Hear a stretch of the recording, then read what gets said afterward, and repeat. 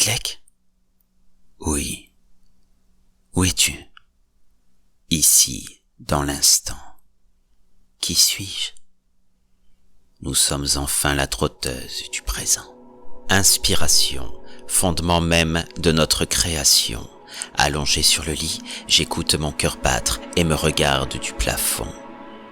Je suis bien ici, le maître de la voltige qui s'accroche aux parois de ses insomnies. Je regarde cet enfant dormir, le champion que j'ai choisi. Les mains croisées sur sa poitrine, je siège dans le silence de Sige. Depuis sa naissance, sa maladie lui fait entendre la voix du djinn de la nuit. Fenêtre ouverte sur le monde imaginaire, il cherche à transformer sa psychose pour nous faire renaître. J'ai toujours été avec lui. Je l'ai regardé grandir et prendre le contrôle de sa maladie. Dessin animé, affection au sein d'une sécurité qu'il s'est forgée. À son oreille, c'était le mercredi que je lui murmurais déjà tous mes secrets. Notre auteur aura passé toute son histoire à essayer de me libérer, à coups de poing, à coups de mots. C'est dans le sang sacré révélé par mon Atamé qu'il s'est sacrifié pour me délivrer. Je le regarde dormir paisiblement, mon éternel enfant. Il a dû renoncer à devoir se reproduire pour ne pas faire revivre sa maladie psychique avant de n'avoir pu la comprendre. Oh oui, ils ont eu peur de lui. Je les ai vus essayer de le comprendre à coups de jugement. Au cœur de l'analyse psychiatrique, ils lui ont même parlé de sentiments. Je déteste les sentiments, calcul et mesure qui réduit ma sommité, idée philosophique en conformité avec une conscience collective qui détruit mon entité. Je suis l'instinct, la vérité dans son sang, je suis l'émotion de notre création. Ô mon enfant, assieds-toi et repose-toi, délivre-nous par ta passion, libère-moi de cette prison, fais-moi vivre, concrétise notre imagination. Je ne partirai pas par la fenêtre où habituellement nous contemplons ensemble la beauté de notre monde imaginaire. Cette fois-ci, dans ce cycle, dans ta vie, en cette nuit, pince-moi, pince-mi, je reste ici. Il est temps, mon fidèle ami, sans substance chimique, sans ordonnance, c'est toi et moi contre la démence. Ouvre les yeux, je suis ici, assis, au bord de ton lit. Redresse-toi, mon chéri. Oui, frotte donc tes yeux, je suis presque à ton image, je ne suis plus le faune abrupt de ton art. Mais ne t'inquiète pas, comme autrefois, mon sabot claque. Tu sais, l'artiste, je suis ému et admiratif pour toutes ces lignes que tu nous as écrites. Tu as eu sans cesse cette sensation de perdre ton temps, mais tu as forgé la clé pour nous permettre de résister. Tu as d'abord fait de moi l'ami du mercredi, puis ton propre enfant alors que nous avons grandi et affronté leur système tous ensemble. Ah, tu te souviens de toutes ces femmes sacrées qui ont tenté de nous comprendre. Nous sourions car nous comprenons aujourd'hui qu'il ne fallait pas contraindre notre maladie.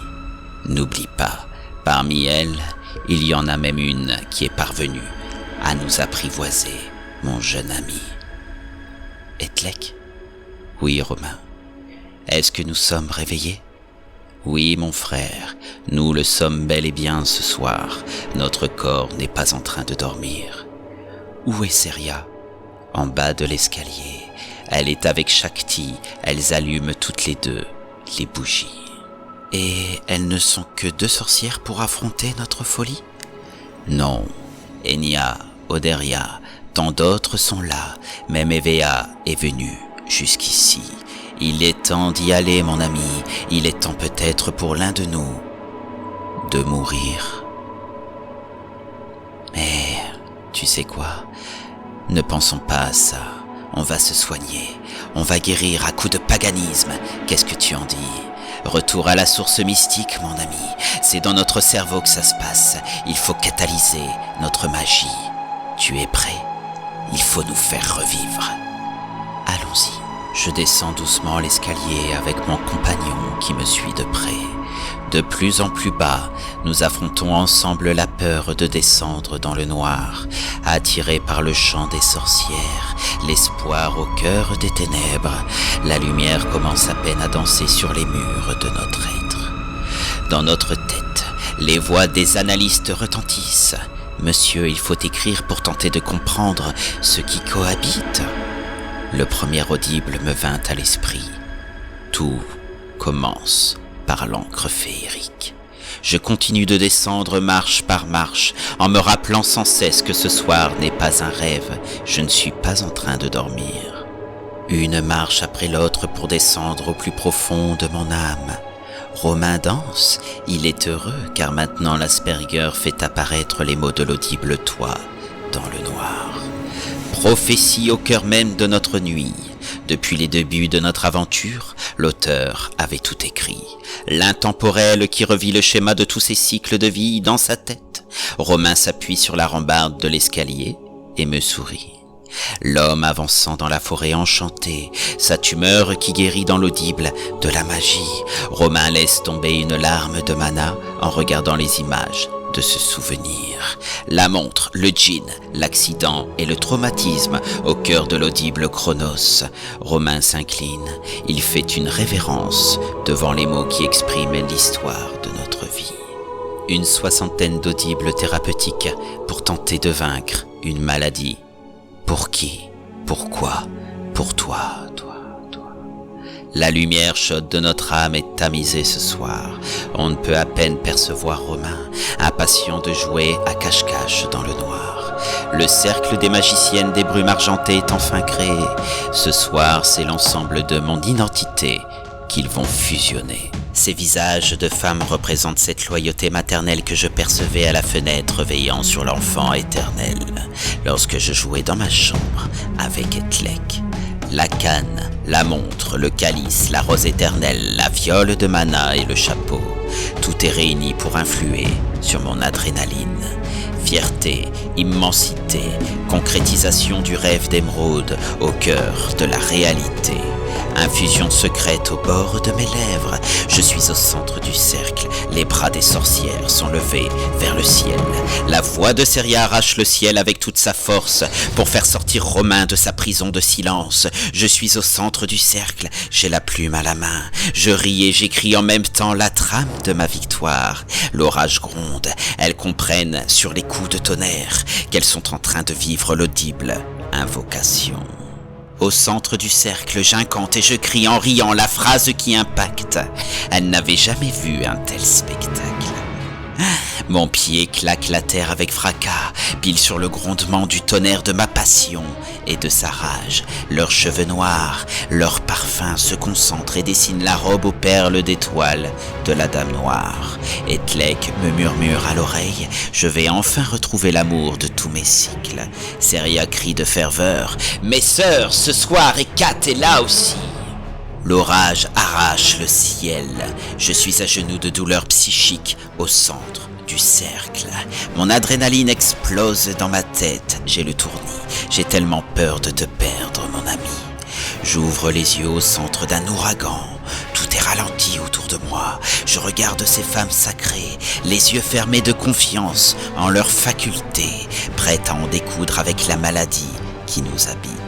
Les anciennes sorcières marginales, anoblies par l'expérience de la grande magie psychologique, sont devenues les plus puissantes magiciennes de ma vie. Leurs cheveux dansent et flottent doucement autour de moi pour disparaître et former un désert noir bleuté, éclairé par la lumière lunaire.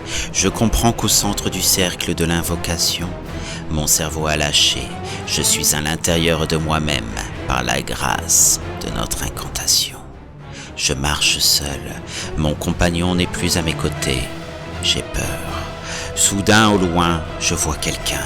Je cours dans sa direction et monte les dunes de sable pour parvenir enfin devant un miroir. Je regarde mon reflet et me vois tel que je suis, par le triangle de ma magie, qu'il en soit ainsi. Ce soir, je comprends que tous les audibles qui ont été écrits jusque maintenant m'ont servi à écrire le mode d'emploi de mon esprit pour vaincre une maladie psychologique que l'on nomme ensemble trouble de l'identité multiple. Tout en touchant la main du reflet du miroir devant moi, je me remémore l'instant du premier audible que j'ai écrit après avoir découvert l'encre féerique. Et cette phrase qui résonne en moi: bravo, tu es assis ici sur un rocher en pleine forêt, mais l'auteur, mon père, n'est plus là pour être si fier de moi. Pris d'une immense tristesse d'avoir perdu la moitié de mon être, je fracasse le miroir pour détruire mon image. Je tombe à genoux au cœur du désert bleuté, le sang de mes mains coule sur le sable. Dans le grand silence de mon chagrin, une étincelle s'allume dans mon âme. Serait-ce là la lumière d'un espoir? Là où j'aurais dû crier son nom empli de la rage de mon chagrin, j'ai répété son nom 3 fois comme il l'avait tant fait pour moi, par le sang sacrificiel au centre de ma main. Au 3e son, je claque des mains, car le son de mon sabot ne validera rien dans le sable. Romain. Romain. Romain. Oui, Etlek. En cette nuit, j'ai peur de te perdre. Nous avons réussi, mon ami.